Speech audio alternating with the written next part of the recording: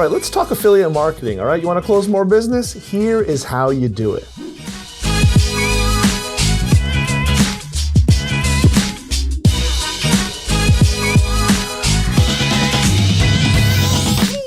What's good, enterprisers? It's Jason Lago here again, and in this video, I want to talk to you about how to convert more sales as an affiliate marketer. That's right, how to convert more sales as an affiliate marketer. Now, reality is, what I'm going to get into right now, these tips are very quick, hard-hitting, and factual, right to the point as per usual. And the reality is, this is going to apply to more than just affiliate marketing, right? This could actually apply to all of your marketing, all of your business endeavors, especially the online business. But specifically, I've gotten a lot of questions about how to be a better affiliate marketer, primarily because I deal with a lot of affiliate marketers. And you know, if you've been watching me for an amount of time, I absolutely love affiliate marketing, and I still think that it is the best place to get started, and one of the very best places to go ahead and have some business enterprise. It's one of those things where everyone, even the top level tier names of the influencers that you follow online, they're all doing affiliate marketing at some point. Maybe it's promoting another person's software, maybe it's promoting someone else's product that they're doing a joint venture with, but in some form or fashion, everyone is doing affiliate marketing. I can almost virtually guarantee you that. So with that said, how do you close more business? If you're getting started today as an affiliate marketer, or maybe you've been in affiliate marketing for a little while and you just want to go ahead and see more business closed, what would it come down to in terms of you being able to take your existing business and explode it and close more business? Let's go ahead and get right into it right now. Number one, know your audience. Know your audience, okay? Now, the reality is a lot of people are going to talk to you about this point. They're going to drive this point home. And I know that it's one of those things that is not the easiest to listen to, right? Know your audience. What does that mean? It's so true, though. You do have to know your audience, and you won't know your audience if you don't have one, okay? Which is me telling you right now, go ahead and start building your audience if you haven't already. This is where a lot of affiliate marketers actually do miss the mark. The reason for it really is the problem, because what happens is if you come into affiliate marketing, you come in under the appeal of you don't have to create anything, you can start from scratch, and all you're doing is selling other people's products. That's all well and good. There's nothing dishonest about that. That is the absolute truth. However, the point of this discussion is how do you close more business, right? If you want to close more business and do it more consistently, then you have to build your own audience. You absolutely need to start cultivating your own tribe, and that's really where it starts. Because when you start building a tribe that is attracted to you, what you're doing, and they resonate with you, then you can really dig into some of these deeper, beyond the surface type of issues, really dig up pain points, and then make a referral or recommendation based on your findings. And next thing you know, you've got a sale, because now it's not an affiliate sale, it's really them following a recommendation from a trusted individual. Think about it like this. When you go to the doctor, if something is ailing you for whatever reason, you're sick, you're coughing or whatever, the doctor is going to do what? They're going to go ahead and assess your situation, right? They're going to go ahead and do a checkup. They're going to check certain symptoms and really find out what is your pain point, what is your issue. And then from there, they're gonna write you a prescription, and then it's up to you to go ahead and get that prescription filled. You don't get healed or cured by leaving the doctor's office. You get healed or cured by following their prescription. Sometimes it is a medicine, sometimes it's a lifestyle, but ultimately they're prescribing something, they're giving it to you, and then if you go ahead and act on it, purchase it, move forward with it, then you tend to see results. That's the exact same situation that you're trying to create in this particular situation. Does that make sense? So as an affiliate marketer, when I'm listening, and really, again, as a marketer in general, as any kind of entrepreneur, I'm digging up pain points from my audience, and I'm saying, you know, based on what you're telling me, here's what I think would be best for you. Does this make sense? Hopefully it's starting to make sense, right? So as you're listening to your audience who's interacting with your content, you're hearing things like, okay, how do you keep track of your leads? Cool. I tell you what, I've got the perfect solution for you. Go check out this program, right? Or maybe you're hearing about someone who's wanting to get started and do the high ticket stuff, but they don't have a staff and they don't have a team of high ticket closers and a sales team. Great. You know what? There's this opportunity that I belong to, or opportunity that I know of. They give you their own coach. They actually give you a high ticket sales team who will close your deals for you. Go ahead and check this out. Click on my link below. Does that make sense? Hopefully this is starting to make sense now. If you know your audience, now you can prescribe things specifically for them. You can create real solutions to problems that you're hearing that they're running into. And I can tell you there's no better place to be than in this position where you're not just a salesperson, you're not just a marketer, you're a trusted expert. And when you're making recommendations, it's hard to refute that. Believe me, the number one thing you want to do is know your audience. But again, you can't know it if you don't build it. So start building your tribe and audience right now. Number two, value-based content. value-based content. In my last point, I talked about knowing your audience and creating content that they can go ahead and interact with you on so that you can dig up these pain points. But once you start building your audience, you now need to get to the point where you're creating content specifically for them. That way there's something that they can interact with. So here's what I mean. I have nothing against what you see nowadays. Everyone seems to be a digital creator of some sort.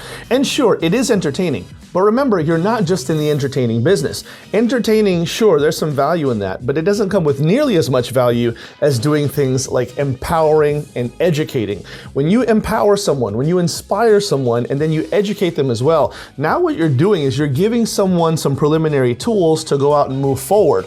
And when I say move forward, I mean move forward towards you. And then it starts to create the situation that we talked about before, where they're coming out, they're reaching out to you, looking for a specific situation, a specific recommendation. You make that, and next thing you know, you're closing a sale and you're helping them out in the process. So you want to make sure that the content that you're creating is not just stuff to laugh at. Again, don't hear me wrong. You do need to have some of that, right? You don't want to become dry, monotone college professor. We've all had to deal with that. And if all you are is just selling and pitching or just educating, then it is going to get stale, and you don't want that. So you certainly want to have some entertaining points. And this is where things like story marketing is really, really helpful, because then you can show people a behind the scenes look at your lifestyle and show them not just the business end, the sales, but you can show them your family life, you can show them your food. But don't just do those types of things. And more importantly, don't think that you need to go on and hop on these trends just because they're trending.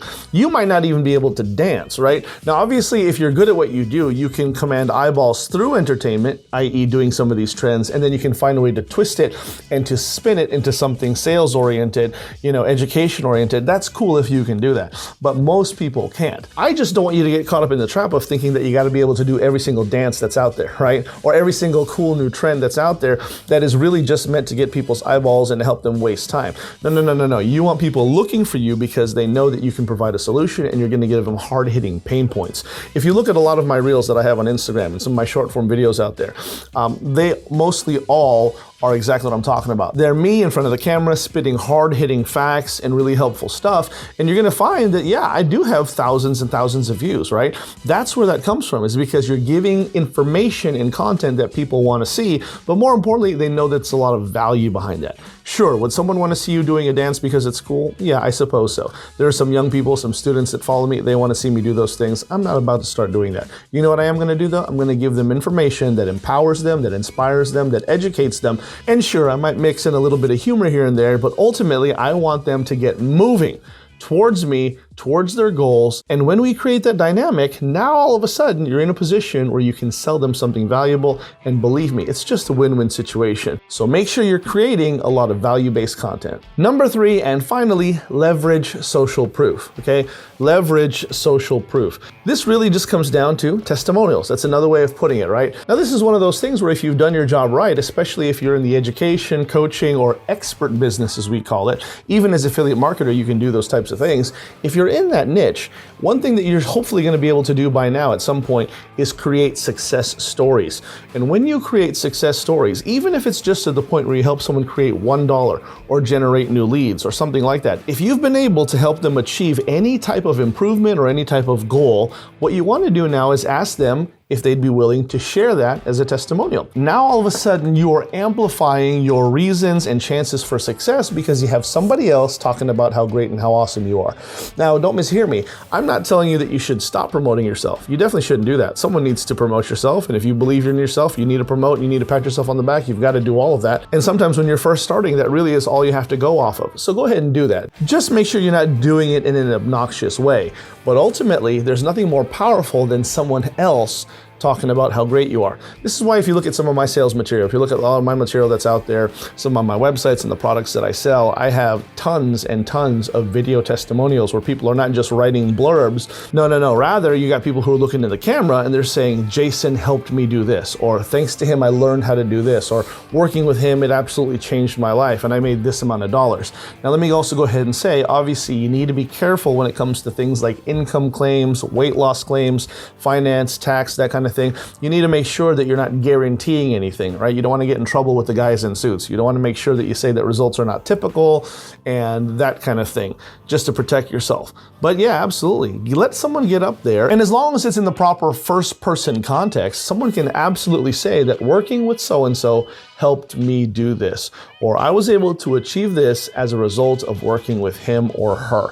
There is nothing more powerful than that, even if they don't know that person. Now, what's really cool is that if you get one of these people to go on and become successes in their own right, and they become content creators, and they become influencers, and they become big names, as we call it, then what happens is something really cool. If they continue to create material that gets put out there, there will always be that link between this awesome big name and the fact that you helped them one day. Even if they're no longer in your same industry, nothing can take that away from you. So I guess what I'm saying is make sure that you capitalize on the idea of creating success stories and asking them to place a testimonial for you. What you also need to understand is that no testimonial is too small, right? Sometimes we want people to say, I made $1 million working with him. Well, you may not get that, but that doesn't make it any less powerful or compelling if they get out there and say, working with this guy, oh yeah, I was able to learn a lot, do some more, accomplish this, whatever it is.